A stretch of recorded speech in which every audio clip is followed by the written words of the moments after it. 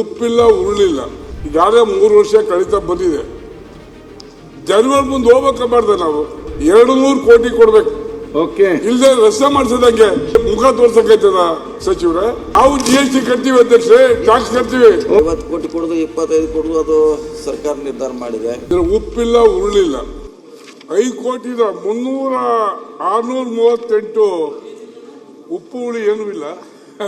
ಹಂಗಾಗಿ 638 ಕಿಲೋಮೀಟರ್ ಇದೆ ಜಿಲ್ಲಾ ರಸ್ತೆಗಳು. ನೀವು 5,500 ಕೋಟಿ ಕೊಟ್ಟರೆ ನಾವು ರಿಪೇರಿ ಮಾಡ್ತೀವಿ ಸಾಧ್ಯನಾ? ನಾನು ಏನು ಹೇಳಕ್ ಬಯಸ್ತೀನಿ ಅಂದ್ರೆ, ಈಗಾಗಲೇ 3 ವರ್ಷ ಕಳೀತಾ ಬಂದಿದೆ. ಜನಗಳ ಮುಂದೆ ಹೋಗ್ಬೇಕಬಾರ್ದ ನಾವು? ಈಗ ಬಸ್ ಕೊಟ್ಟಿದ್ದಾರೆ, ರೆಡ್ಡಿ ಅವರು ಸಾಕಷ್ಟು ಬಸ್ ಕೊಟ್ಟಿದ್ದಾರೆ, ಖುಷಿ ಆಗ್ತದೆ. ರಸ್ತೆನೇ ಇಲ್ಲ ಓಡಿಸಾಡಕ್ಕೆ. ಏನ್ ಮಾಡ್ಬೇಕು ನಾವು? ಈಗ ನಾವು ಕಳೆದ ಬೆಳಗಾಂನಲ್ಲೂ ಬಹಳಷ್ಟು ಇದ್ರ ಬಗ್ಗೆ ಚರ್ಚೆ ಮಾಡಿದೀವಿ.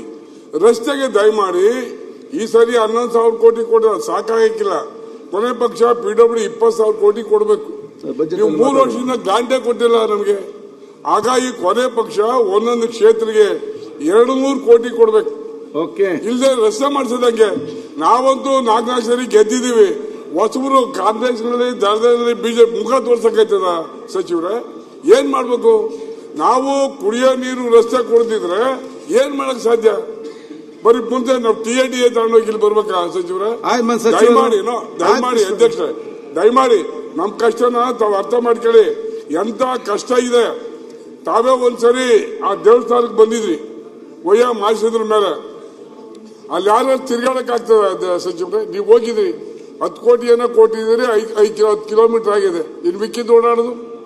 ಹಾಗಾಗಿ ದಯಮಾಡಿ ನಾನು ಹೇಳ್ತೀನಿ, ಇದು ಈ ಉತ್ತರ ಸಮರ್ಪಕವಾಗಿ ಇಲ್ಲ. ಯಾರೋ ಅಧಿಕಾರಿಗಳು ಬರ್ಕೊಟ್ಟಿದ್ದನ್ನ ನಾವು ನೀವು ಓದೋದ್ರ ಅರ್ಥವಿಲ್ಲ. ದಯಮಾಡಿ ನಾನು ವಿಧಿಸ್ಕೊತೀನಿ, ಪ್ರಾಕ್ಟಿಕಲ್ ಆಗಿ ರಸ್ತೆ ಮಾಡಲಿಕ್ಕೆ ನೀವು ಹಣ ಕೊಡಿ. ಕೊನೆ ಪಕ್ಷ ಒಂದೊಂದು ಕ್ಷೇತ್ರಕ್ಕೆ ಒಂದು 200 ಕೋಟಿ ಕೊಡಿ. ಅಲ್ಲ, ಈಗ ಯಾತಿ ನಾನು ಒತ್ತಾಯ ಮಾಡಿ ಹೇಳ್ತೀನಿ ಅಂದ್ರೆ, ನೀವು ನಿಮ್ಮ ಪಾರ್ಟಿಯವರು 55 ಕೋಟಿ ಕೊಟ್ರಿ, ನಮ್ಗೆ 25 ಕೋಟಿ ಕೊಟ್ರಿ. ನಾವು RDP ದೇವಸ್ಥಾನಕ್ಕೆ ಸಮುದಾಯಕ್ಕೆ ಆಯ್ಕೊಂಡಿದ್ವಿ. ಏನು ಮಾಡಕ ರಸ್ತೆ ಮಾಡಕ್ಕಾಗಿ ಆಯ್ತು, ಅದನ್ನ ಚರ್ಚೆ ಬಜೆಟ್ ಅಲ್ಲಿ ಮಾಡಿ. ಪ್ರಶ್ನೆ ಅದನ್ನ ಕೇಳಿ. ಅವ್ರು PWD ಮಿನಿಸ್ಟರ್. ಹೌದು, PWD ಮಿನಿಸ್ಟರ್ ಆದ್ರೆ ಎಲ್ಲ ವಿಚಾರ ಏನಾಗಬೇಕು ಕೇಳಿ. ಅದನ್ನು ಏನಾಗಿದೆ ಅಧ್ಯಕ್ಷರೇ, ಅಟ್ಲೀಸ್ಟ್ ನಮಗೂ 50 ಕೋಟಿ ಕೊಟ್ಟಿದ್ರೆ ನಾವು ಪ್ರಾಚಾರ ಮುಚ್ಕೊತಿದ್ದೋ. ನಾವು GST ಕಟ್ತೀವಿ ಅಧ್ಯಕ್ಷರೇ, ಟ್ಯಾಕ್ಸ್ ಕಟ್ತೀವಿ. ಬಿಜೆಪಿ ದಳದಲ್ಲೇ ಕಟ್ಟೋದಿಲ್ವಾ? ಸರಿ, ಮತ್ತೆ ಯಾಕೆ ಅನ್ಯಾಯ ಮಾಡೋದು ನೀವು ನಮ್ಗೆ? ಅದ್ರ ಬಗ್ಗೆ ನಮ್ಮ ಪರ ನಿಲ್ಬೇಕು, ಅವ್ರ ಪರ ನಿಂತು ಆಯ್ತದ? ಕೂತ್ಕೊಳ್ಳಿ.